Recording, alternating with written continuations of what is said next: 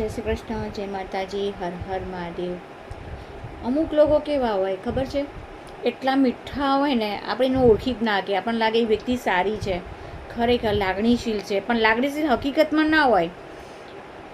ઘરના હોય કે બહારના હોય બધા આવી ગયા. જનરલી હું કહું છું, આપણે એમના ઘરે જઈએ ને તો કશું આપણને રાખે નહીં, ખવડાવે નહીં, પાણી બરાબર પીએ ને. પછી જ્યારે આપણે જવાનો ટાઈમ થાય ત્યારે શું કે ચા બનાવું, જમવાનું છે કે નથી જમવાનું, બનાવવાનું છે નથી. તમને એ વ્યક્તિ અડધો કલાક કે કલાકથી બેસી રહી હતી તો તમને એટલી ખબર ના પડે કે તમારે ચા પાણીનો ભાવ પૂછવો જોઈએ, જમવાનો ભાવ પૂછવો જોઈએ.